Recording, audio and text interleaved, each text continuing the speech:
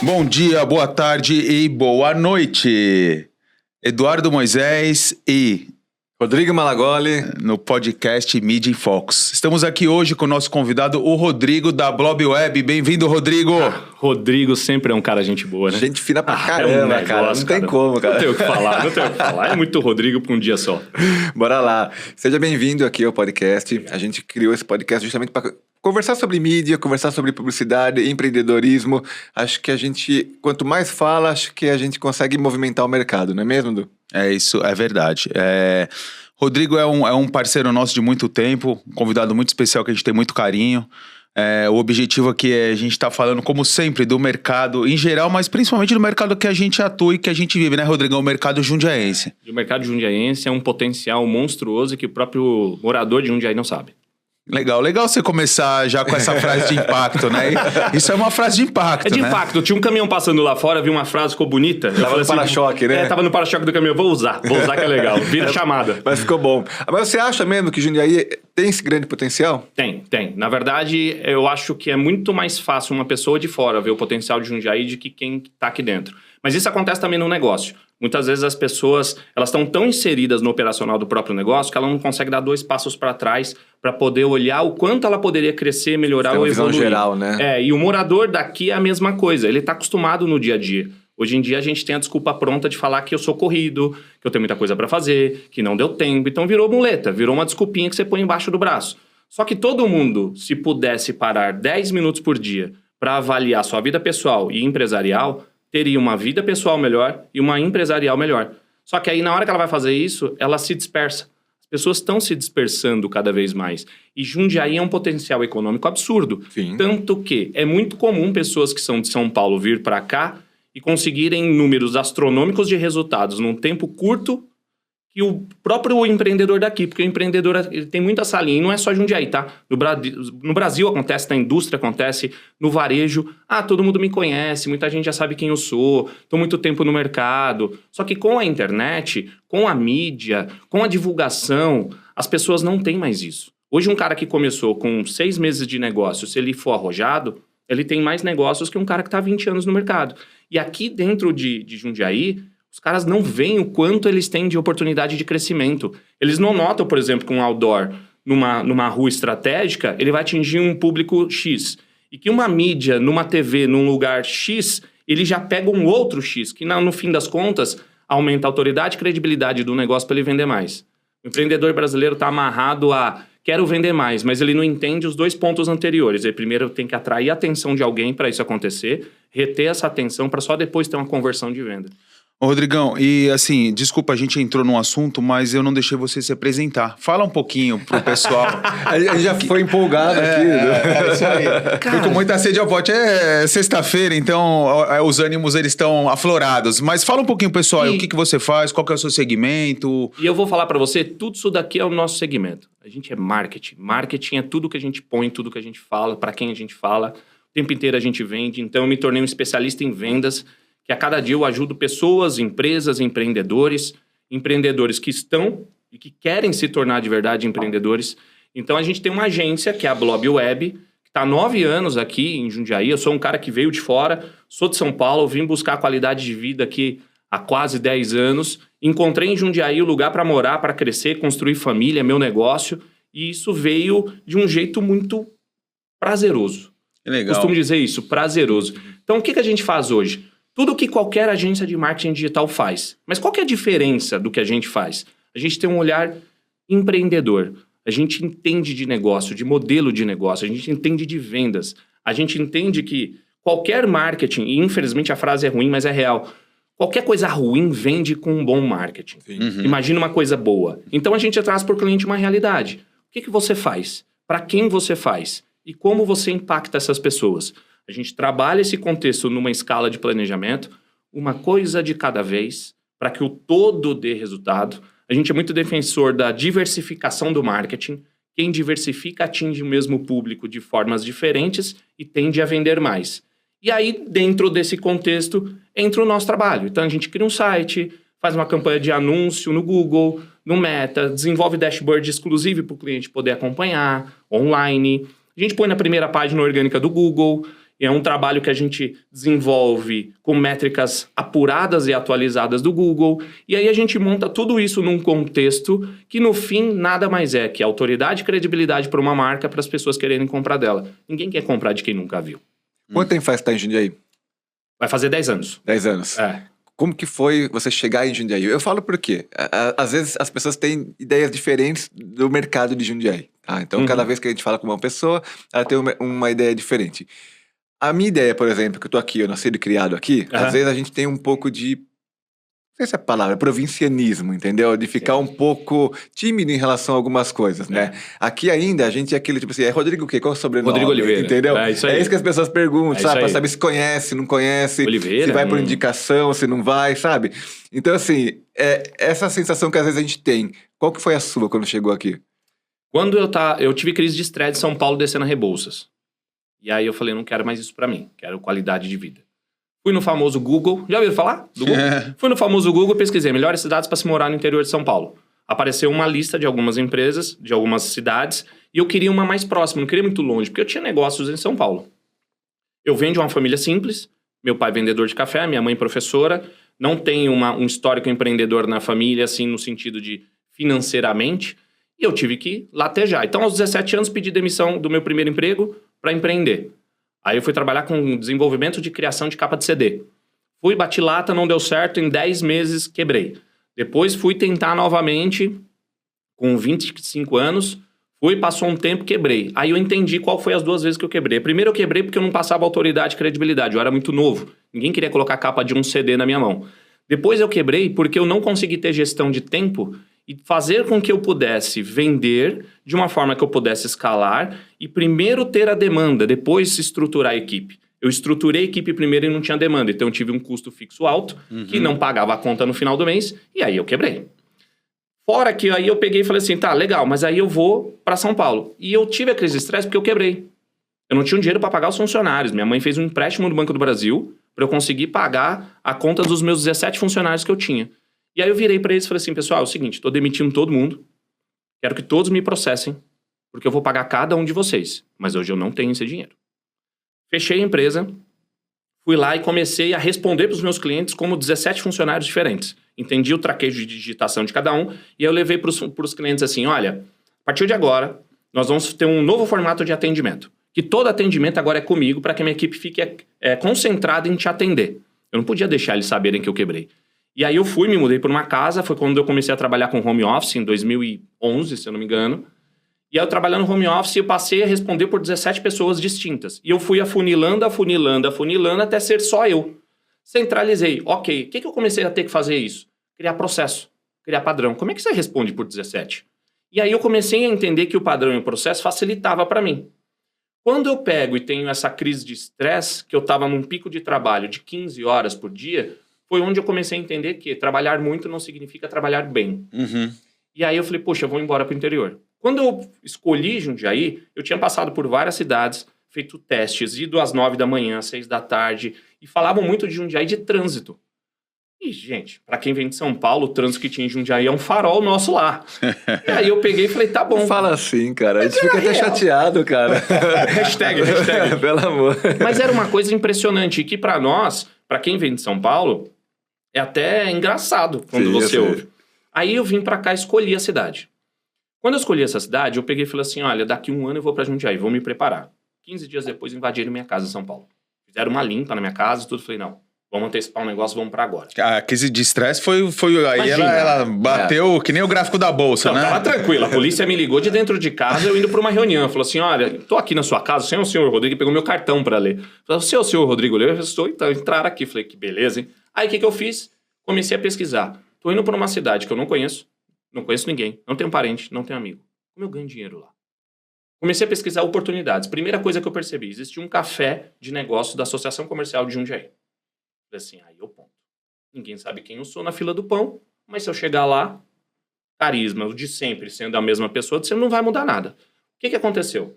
Eu conheci a pessoa em São Paulo também do BNI, que é um grupo de network, para quem não conhece, um grupo de network é muito, muito importante para quem tem um negócio que quer expandir de um jeito mais prático. Inclusive, dia a eles dia. são bem fortes aqui em Jundiaí, né? Tem umas São. células que são bem fortificadas. São. Né? Eu vejo que o grupo do BNI ele é muito bom para os negócios. Aham. O problema é que às vezes ele vira um vício que o empreendedor não consegue entender que aquilo é um dos pontos de negócio. Ele tem que diversificar. E aí ele fica amarrado e não sai nunca mais. E aí o que acontece? Eu conhecia pessoas em São Paulo do BNI.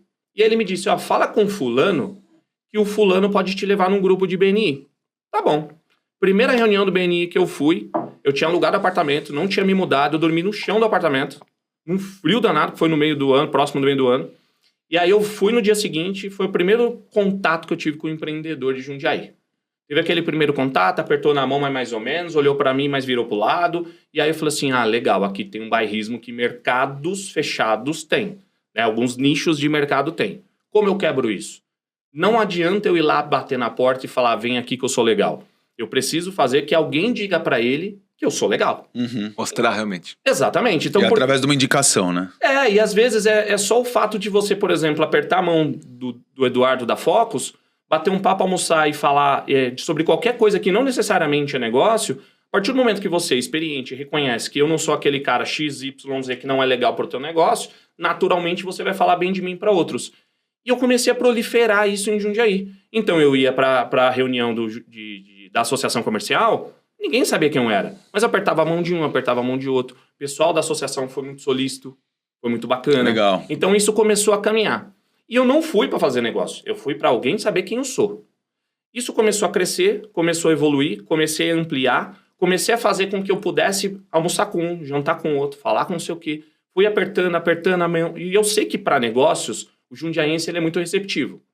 Então eu comecei a usar isso a meu favor. E aí eu fui pesquisando, a própria pessoa de Jundiaí se tornou o meu case. A própria pessoa que mora aqui, que é empreendedor, se tornou meu público-alvo, não o negócio dela. Quer dizer, você fez um estudo em cima daquela persona. Você criou aquela persona que, no caso, é um cidadão jundiaense empreendedor, micro, médio, grande empresário. Exato. Em cima dessa persona, você criou uma estratégia. Exato. E eu não tinha o foco em nenhuma empresa grande. Só queria os pequenos, os menores que eu pudesse. Uhum. Por quê? Os menores, eles conhecem mais pessoas, eles são muito mais solícitos, eles têm a tendência de falar com mais pessoas, porque eles estão martelando mais, eles estão batendo mais, eles que estão indo atrás. Então, o que eu fiz? Eu comecei a trazer essas pessoas para o meu lado do jeito certo, de uma forma que fosse transparente, em que todo mundo se ajudava. Eu tinha um modelo de negócio que era bacana, não tinha em Jundiaí, que na época a gente atuava só com ranqueamento orgânico, e aí a gente começou a trazer isso ali, aqui, ali. Aí do pequeno, o pequeno foi para o médio. Aí esse médio, de repente, um dia virou Sebrae.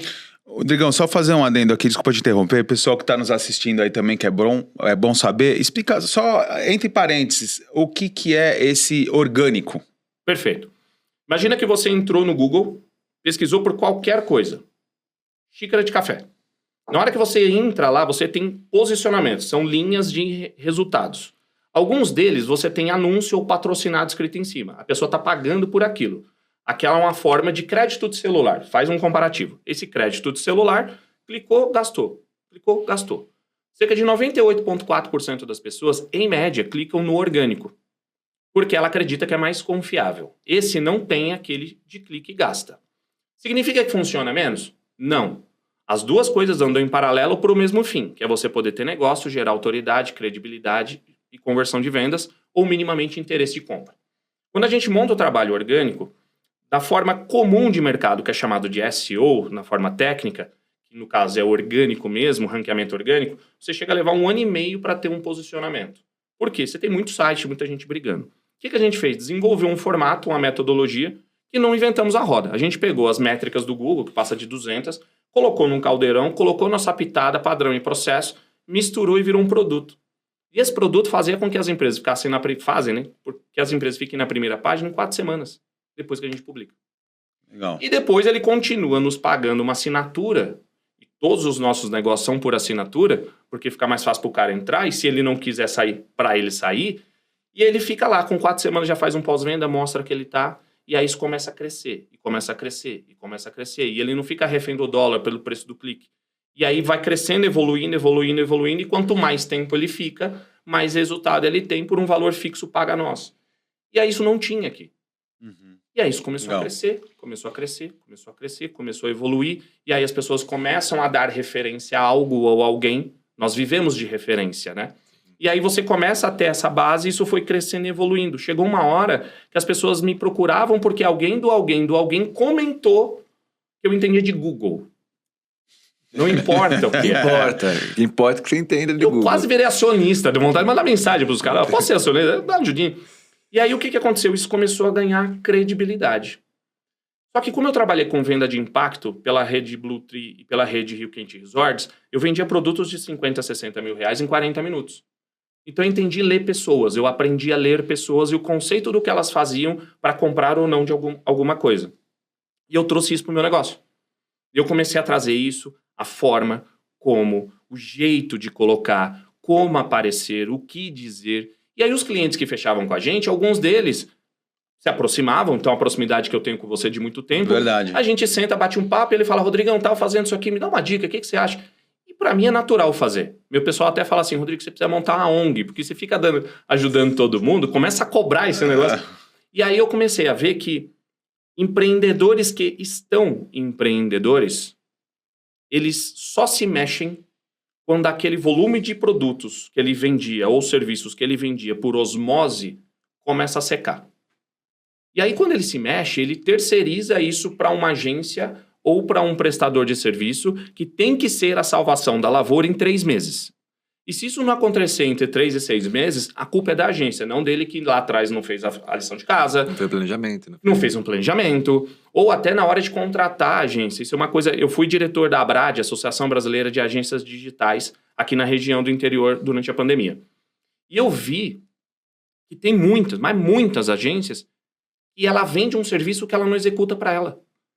Ela te fala para fazer uma coisa... Isso é uma realidade. Que ela não faz para ela.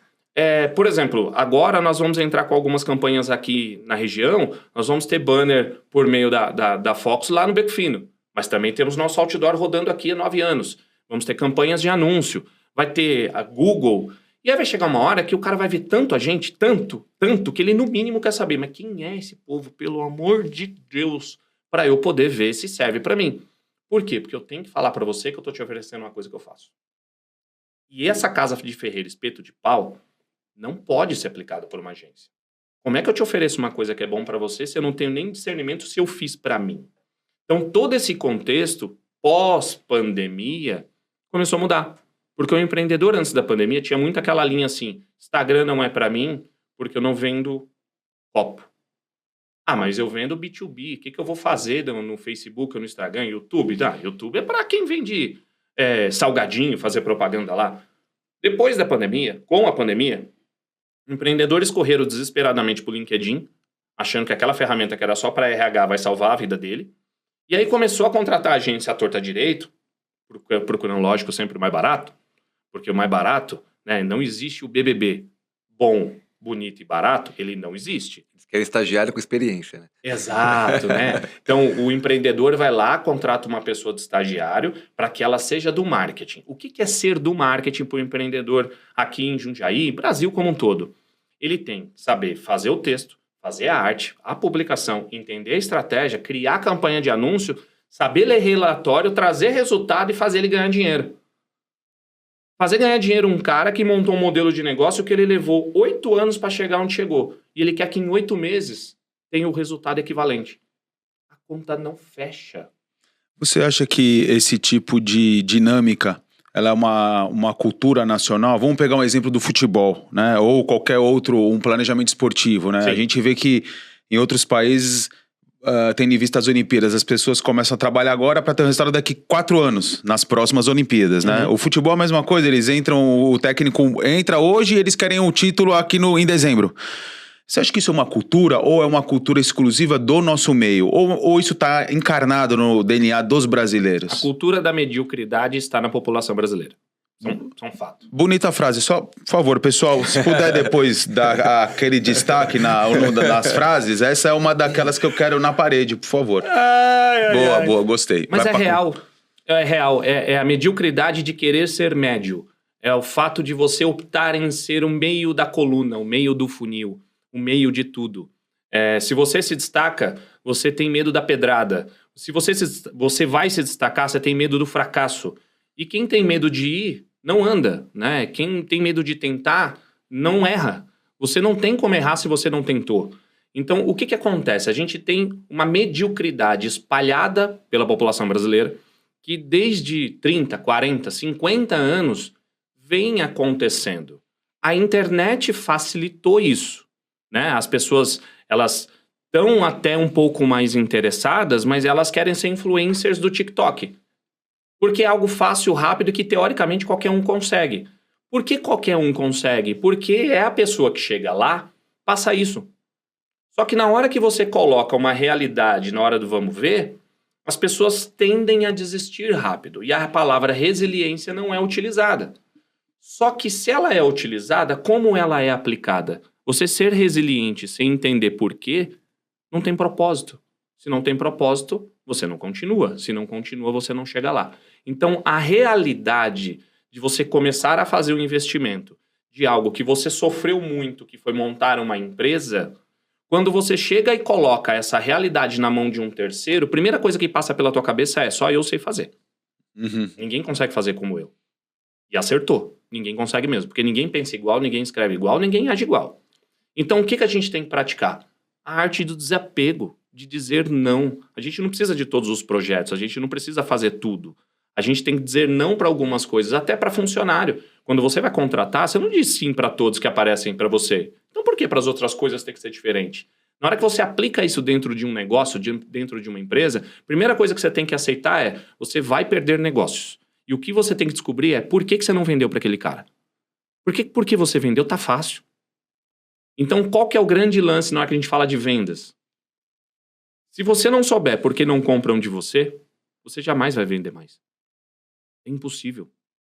Porque você só vai vender para os mesmos do mesmo jeito. Ah, mas se eu investir em marketing, você vai entrar o volume de pessoas. Mas a taxa de conversão continua a mesma. Ah, eu entrava 10, entrou 100. Poxa, eu tô vendendo mais. Não, você tá vendendo mais porque você investiu mais. Ou seja, a pessoa fez um investimento, contratou uma agência, contratou um profissional, fez investimento, mas a sua essência, o seu DNA, o seu modus operandi, o seu processo, ele tá tão inserido dentro daquele contexto dele que ele realmente não abriu a cabeça para as novas probabilidades e possibilidades, né? Ele mesmo tem o vício dele e a empresa segue o vício operacional dele. Ele não faz marketing porque ele quer, ele faz marketing porque não tem escolha. Porque ele não sabe para onde mais atirar. O que o empreendedor brasileiro gosta de fazer? Colocar nas costas de um vendedor que ele salve a pátria. Só que na hora que o vendedor passa a mão no telefone, hoje as pessoas falam assim, ah, claro, quero sim, me manda uma apresentação por e-mail. Acabou, ele nunca mais te responde. Não, nunca mais. Aí não responde porque foi viajar, tá no almoço, veio não sei o quê, tem problema na família, já era. Qual que é a grande diferença de quem consegue ter sucesso no negócio contra quem está tentando sucesso no negócio? Quem tem sucesso atrai a atenção. Quem quer sucesso corre atrás dessa atenção. Quem tá batendo lata, ligando, que nem doido, ou falando, não sei o quê, o cara não vai vender, não vai comprar de você. Não com a mesma facilidade do que se você primeiro gerar visibilidade, autoridade, credibilidade. A roupa que eu tô colocando diz muito do que eu posso ser. Se eu venho com uma camiseta toda estrupiada, não sei o quê, mas que fosse na moda, um determinado perfil de comprador mais conservador não ia querer nem saber quem eu sou.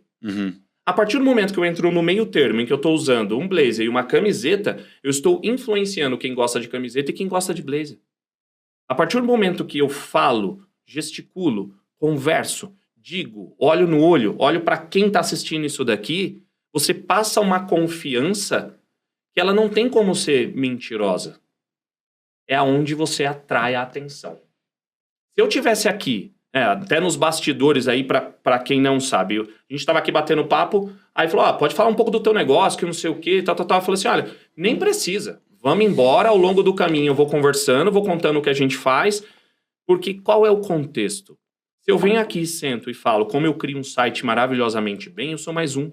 Exatamente. Se eu falo o quanto meu planejamento de gestão de redes sociais é fantástico, eu sou mais um. Então, o que vai ser a diferença daquilo que eu trago? Eu trabalho com plataforma que uma Unilever usa para fazer a gestão dos meus clientes. E o meu cliente tem esse acesso, ele acompanha no celular. Eu tenho um dashboard de acompanhamento que eu desenvolvi para campanhas de anúncio no Meta e no Google. O cara olha no celular dele online, não tem que mandar um PDF uma vez por mês com um monte de gráfico que você não entende. Então, o que eu fiz? Eu estou melhorando, facilitando a comunicação com quem está comigo e quem está assistindo. Quanto mais simples eu sou no comunicar, mais eu atraio a atenção. Quanto mais consistente é o que eu digo, e quando eu digo não é só na fala, mas na minha comunicação como marketing, mais eu retenho essa atenção. E a partir do momento que eu falo qual problema eu resolvo, é onde gera conversão. Perfeito. Mostrar realmente o que você sabe fazer, o que você faz de uma maneira que seja fluida. Porque, Rodrigo, vamos combinar? O Instagram é igual para todo mundo. As ferramentas de publicação... É iguais para todos. Exato. Então, qual é a diferença de uma agência ou outra? Qual a diferença de uma empresa de mídia para outdoor, mídia exterior, TVs? A diferença não é se a TV ela tem um LED mais legal ou não. É como a empresa que trabalha com isso trata você. Então, por exemplo, vamos pegar uma empresa hoje que ela quer ganhar Jundiaí. Ela precisa ter um especialista para poder trazer para ele as melhores localizações da cidade de acordo com o público que ele quer. Então é uma coisa que o Eduardo fala muito. Não é só pôr o outdoor lá. É ele entender aonde. O que ele vai escrever. Como ele vai escrever. Não é só colocar a mídia na TV. Em que ponto? E às vezes o cara tá tão acostumado a falar assim, eu tenho 10 mil reais, vê o que você faz com isso, que esses 10 mil reais, se ele puder, ele acredita que assim, ó, se eu tiver um monte de coisa acontecendo, é bom. Só que às vezes ele não entende que se ele tiver só 4 acontecendo, é melhor. Boa, né? Você falou uma coisa que é interessante, né? A gente já atua há muito tempo no mercado e a gente costuma fazer as campanhas, às vezes, para as mesmas empresas grandes. E você vê que a pessoa responsável pela escolha dos outdoors, da mídia exterior, ela, nesses últimos 8 anos, que a cidade cresceu imensamente, ela continua apegada nos mesmos pontos. Ou são os pontos que é o caminho dela. Então ela não percebe que uma região cresceu, que o vetor oeste hoje ele tem uma população, uma densidade demográfica muito grande. Ela continua, fazem 10 anos que ela está presa nos mesmos pontos. E a nossa obrigação é falar, não, olha, tá aqui. Isso. Você pode fazer várias coisas. Mas se eles não quiserem mudar, a gente não tem o que fazer, né? Exatamente, Rodrigo. Então a gente fica preso nisso, né? Exatamente, Rodrigos. E aí entra naquela questão que você falou do exemplo do vendedor, e que nós somos vendedores, e entra aquela questão assim, será a gente fica numa linha tênue entre vamos forçar a barra para ele poder pegar pontos novos, para ele ter resultados diferentes, ou também eu vou só até aqui porque ele tá achando que eu tô querendo empurrar. Aquela desconfiança, ele tá achando que eu tô... Não, porque se eu sempre fiz esses pontos, eu vou continuar aqui. Pô, mas o cenário mudou, a mão da rua mudou, o outdoor mudou. Não, eu quero só esse aqui. Então é muito complicada essa situação. É muito complicado porque você passa por um mercado, aí voltamos para a mediocridade. Um mercado em que geralmente a pessoa está preocupada em vender o hoje, ele não liga para o amanhã nem para o futuro. Então, se hoje eu bater minha meta como vendedor ou pessoa de negócios, se eu bater minha meta, você comprar e no final do mês eu conseguir bater o que eu queria, eu não cultivo isso com você a longo prazo. Pelo fato da gente ter muita gente assim, que às vezes ela baixa o preço para poder garantir que feche um negócio, para ela poder baixar o preço para aquele imediatismo financeiro ser resolvido, e às vezes até psicológico também, de eu poder falar, nossa, eu vendo bastante, o cara ele acaba fazendo uma venda ruim que acaba queimando o mercado.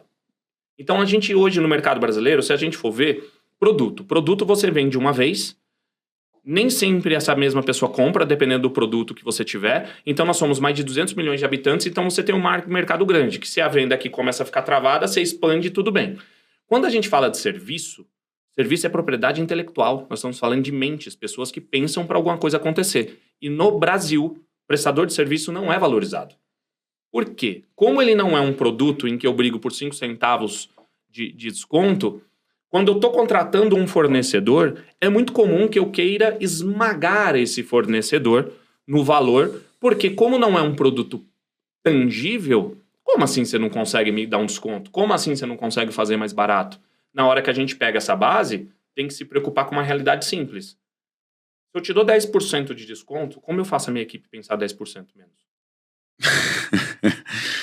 Não tem como. Não tem como. E quando você fala isso para uma pessoa que ela está buscando só o preço, só o desconto, eu pergunto isso para a pessoa, como eu faço a minha equipe pensar 10% menos? Você sentiu muito isso aqui no mercado da cidade de Jundiaí, essa questão do... Não vou dizer o termo espremer, mas a questão da negociação ser um pouco mais ríspida, de não ter realmente uma valorização, como você sentiu? Porque você bateu num ponto muito importante que todos nós sentimos isso, né? Nós somos prestadores de serviços. E é o que você falou no começo, não existe o bom, bonito e barato. Você sentiu isso muito mais do que São Paulo? Fazendo um paralelo entre as duas cidades. Em São Paulo, o cara quer fazer e negocia com você. Em Jundiaí, o cara tem medo de tentar. Ele já fala não. Ele pega, ele fala com você, ele faz a reunião e aí entra de novo a mediocridade. Eu sou muito pequeno para fazer isso, deixa eu estruturar um pouco mais, eu vou crescer. Eu falei, defina pequeno. O cara não sabe dizer. Porque o que acontece é o que ele tem aqui. O medo de tentar é tão grande que ele fala assim, vou dar um exemplo, vai.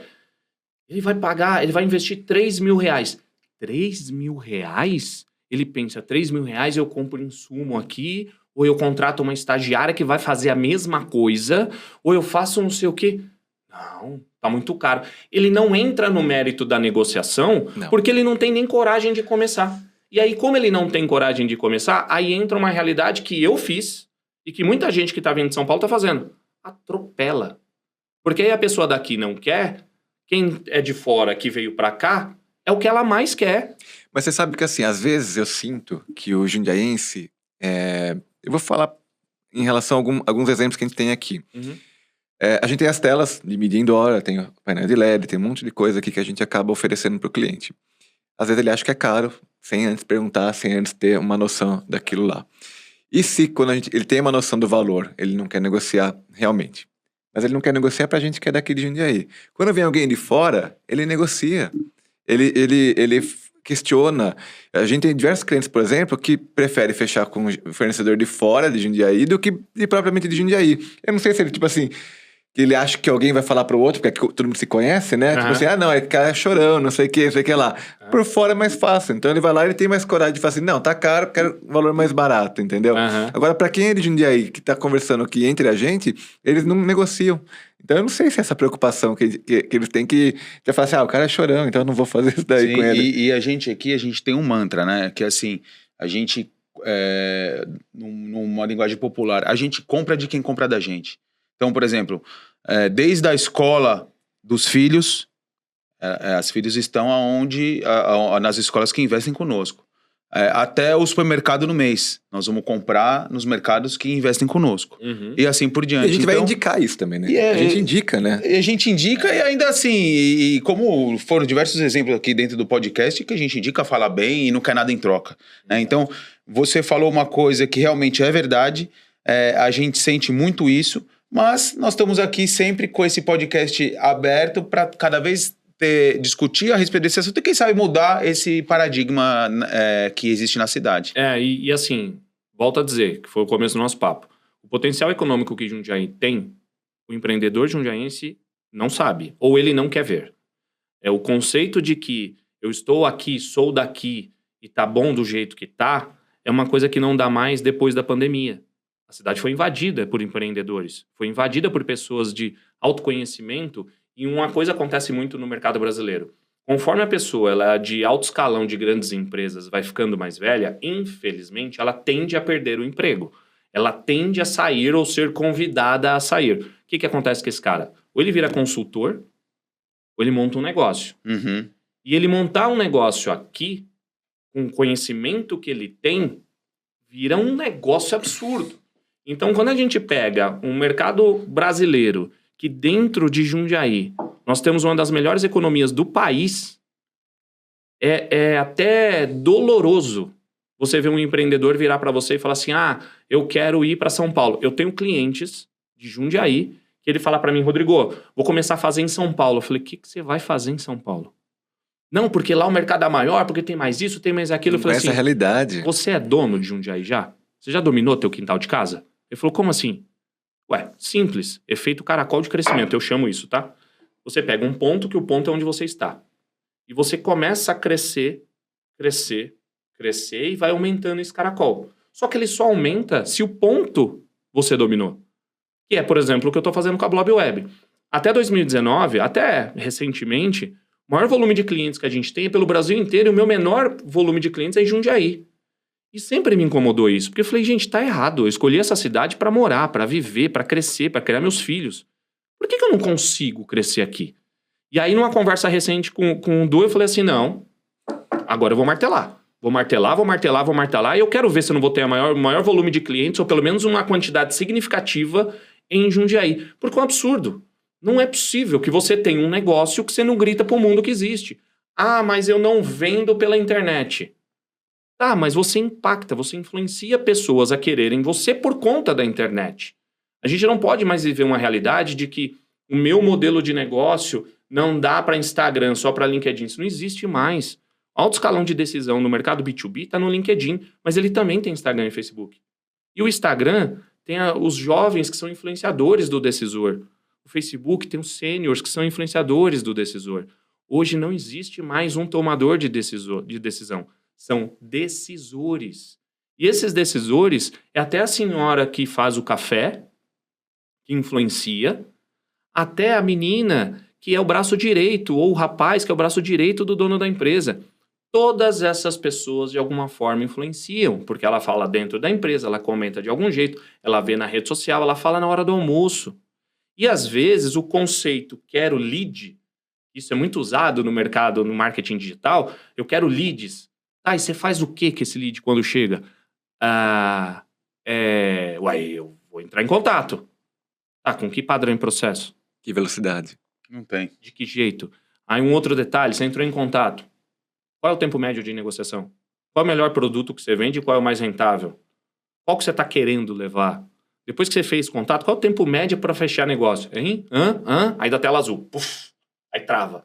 Por quê? Porque você transfere para uma agência de marketing um peso de responsabilidade que está errado. Está errado. Você não pode pôr nas costas de uma agência o peso de fazer o seu negócio ganhar mais dinheiro. Você vai lá, justifica pagando um boleto pro cara da agência, e se você não fizer eu ganhar mais dinheiro, você que é ruim. Só que se o cara da agência pede uma informação, você leva 6 meses para dar. Exatamente, esse é um exemplo que a gente tem aqui, até diversos depoimentos, né, Rod? Dos primeiros convidados que vieram aqui. É muito real. E aí entra de novo, você terceiriza um problema que é seu. O brasileiro tem a tendência de fazer isso. É mais fácil, né? É mais fácil. E sempre o meu concorrente é melhor que eu. Sempre a grama do vizinho é melhor. É aquela frase antiga que a gente conhece, né? Sabe as cachaças que eu tomo, mas não sabe os tombos que eu levo. Um cara que às vezes ele levou anos para poder chegar naquele modelo e agora ele tá estourado, você vê ele agora. É incrível como se valoriza, né, o que é do próximo, né? Você pega às vezes assim, não, vou fazer em São Paulo, porque São Paulo tem status, né? Ah, não, é São Paulo, né? Cara, aqui do lado faz do mesmo jeito, aliás, até mais barato, de uma maneira muito mais fácil, em suporte, tá do seu lado, entendeu? Para te ajudar. Não, vou fazer em São Paulo, porque é um status, né? Então é incrível essas coisas, né? É incrível e é triste. Mas é mesmo. Gente, é impressionante. Você tem um cara prestador de serviço que faz em Jundiaí. A mesma coisa, ou melhor, capacidade, tá do seu lado e você prefere fazer fora. Exato. E tem uma coisa aqui que eu vanglorio muito, eu acho que perdeu um pouco a mão uma época. Teve uma época que grupos de network aqui tinha mais do que barata saindo do bueiro. Perdeu o controle. Porque, no fim das contas, você tem meio que os mesmos empresários. O que eu acho que deveria acontecer aqui era as pessoas poderem se reunir sem a obrigação de ter que fazer negócio. Porque quando você se reúne com essa obrigação, você já vai armado. Exatamente. Tenho que ir lá fazer negócio. Cara, senta, conversa. Você sabe que é interessante bobagem, isso. Né? A gente tem, assim, eu sou fundador do Grape Valley, que é um grupo de inovação aqui na cidade, né?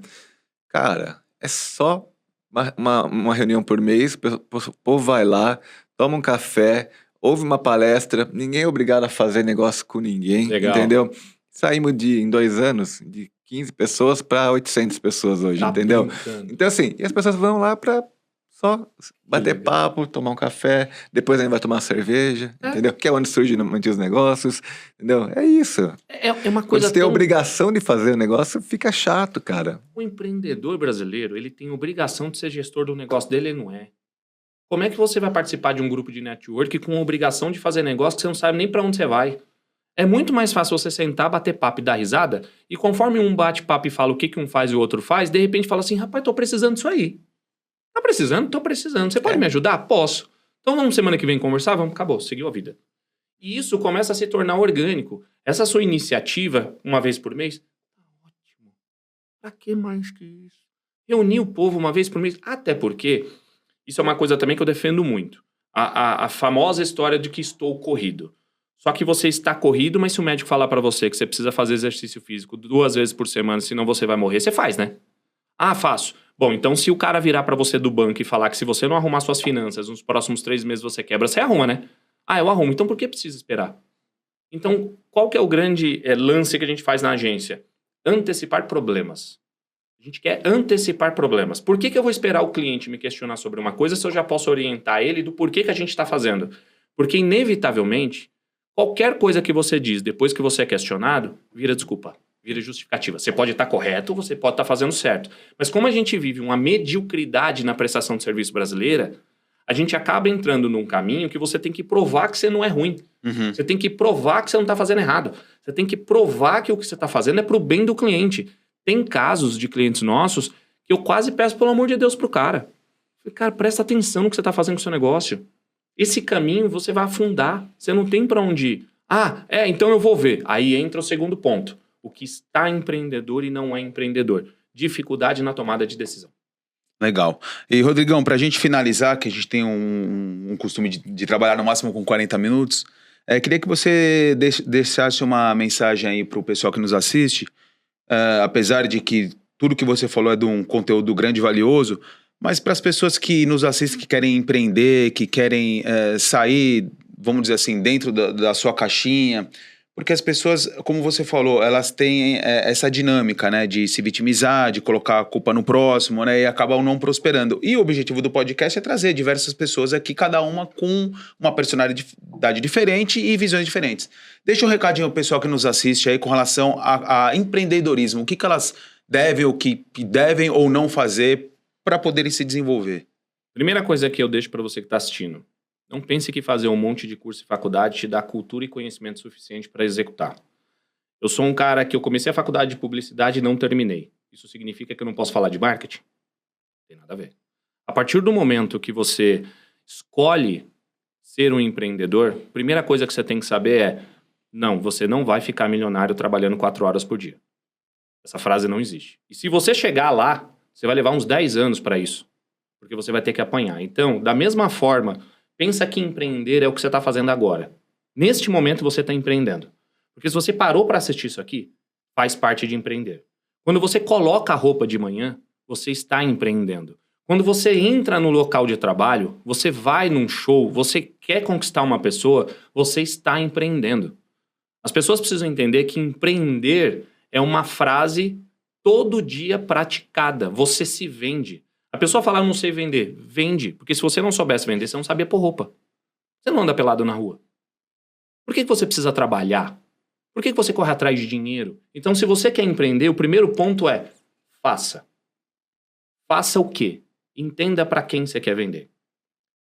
E se você quer vender alguma coisa, você gosta. Você ama isso.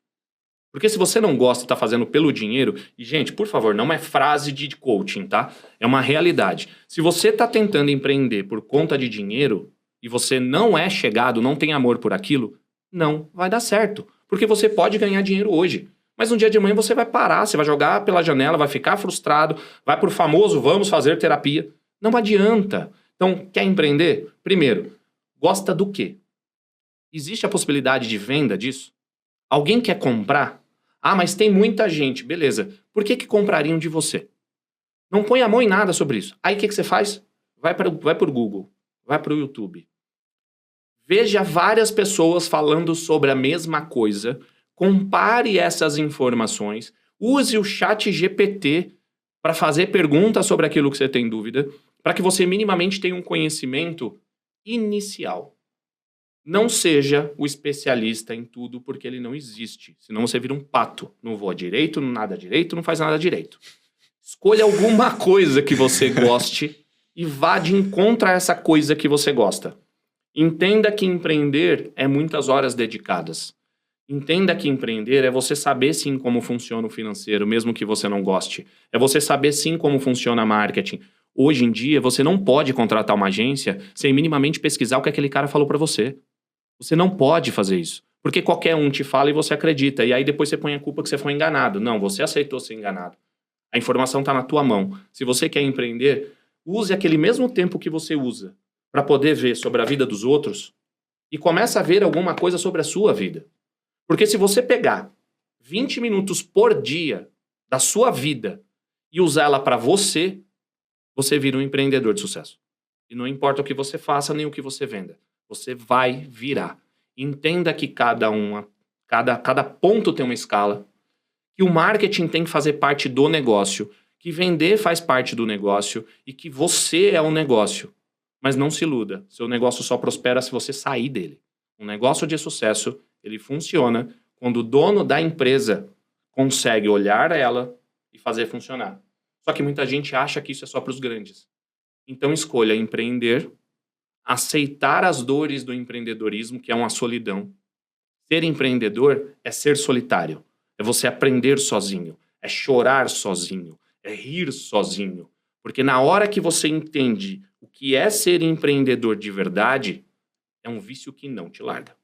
Então, se você quer ser empreendedor, aceite que você pode ser um médio. Porque todos nós somos, de alguma forma, uma pessoa média em alguma coisa. Não tente ser expert de tudo. Não tente fazer 250 cursos para poder começar. Comece. A melhor faculdade é você iniciar. O ótimo é inimigo do bom. Então, se você quer ser empreendedor, para de pensar na perfeição. Ela não existe na sua vida. Quanto mais num negócio. Perfeito. Excelente. Um belo fechamento. O que você achou, Rod? Ótimo, perfeito. Querido, muito obrigado por ter vindo. Muito obrigado, aqui. viu? Valeu. Obrigado, irmão. Valeu, obrigado, viu? Aí. Valeu Pessoal, pelo convite. muito obrigado pela audiência. Contamos com vocês aí na semana que vem. E aí, Rod?